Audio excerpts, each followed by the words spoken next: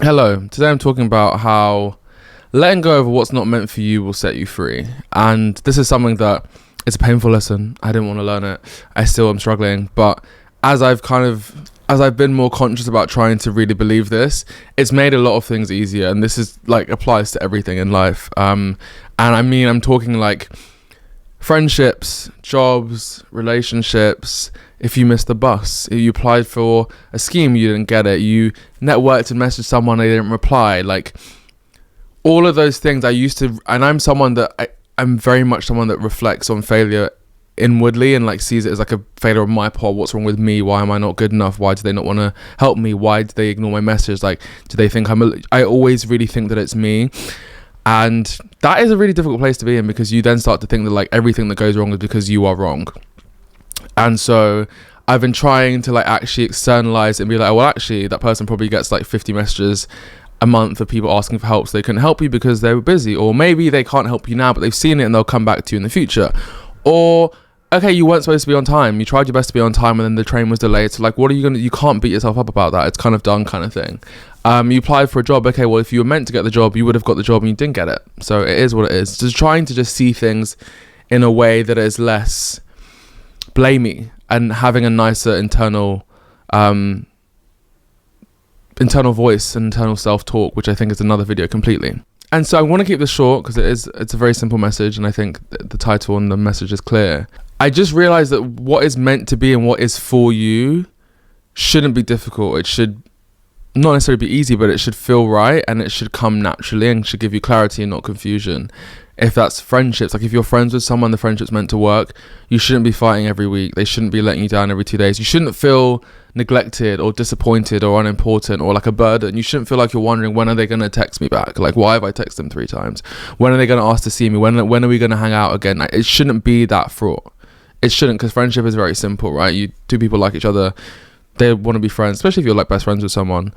You chat a lot of the time, you keep each other updated on each other's lives. That's how you know you're close to someone, because you want to share your life with them and vice versa. And this is, I'm talking real time, not like every 3 months, even though we live down the street from each other, you know? Like, that's the kind of thing I think it should be easy. And if it isn't like that, sometimes you have to say, maybe it's just not that kind of friendship, but we're still acquaintances or friends.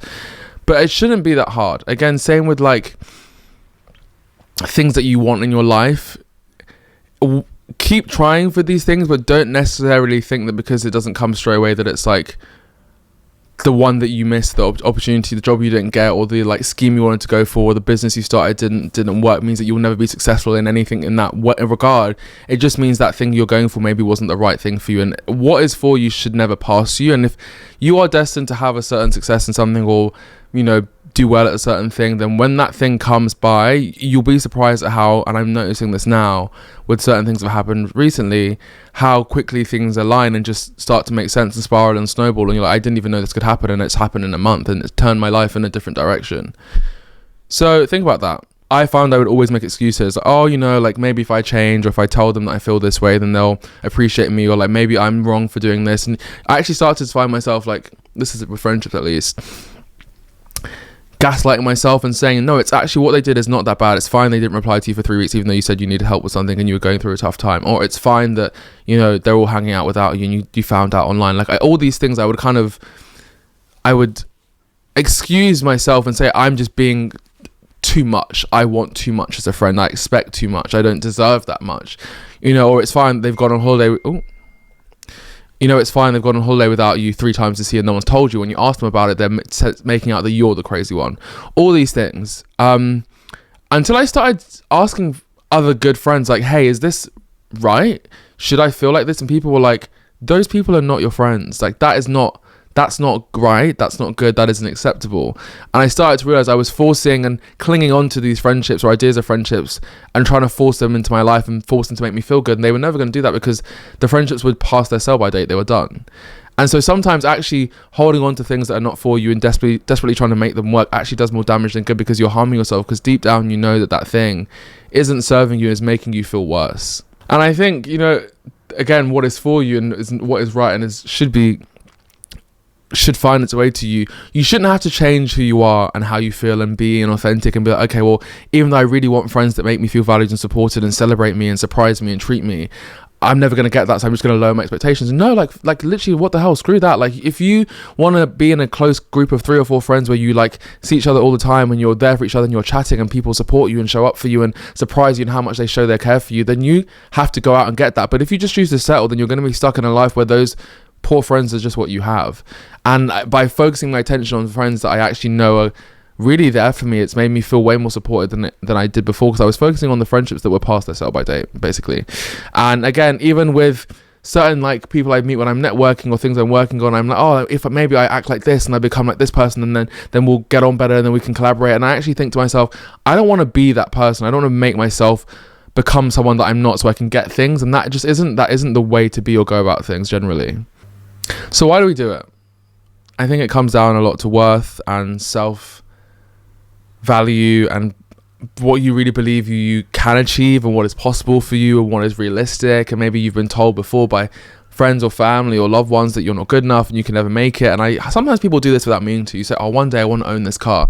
They're like, oh mate, that's it. Do you know how much that costs? And instantly start trying to drag you down into this negative reality and tell you that's not possible for you. And there isn't any reason it can't be possible for me just because someone else did it, right?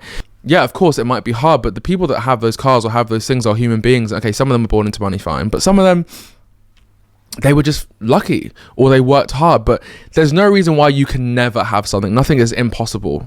Okay, well, some things are, but nothing is definitively unattainable. You might have to save for 50 years to get the car that you want. You might have to work 3 jobs. You might have to like change your career and go back to uni and study to become a doctor, whatever. But if you really want something, I think having people around you that say, good for you, like, I hope you do it. How can I help you do it? Like, what's your plan? What are your goals? How do you get towards that?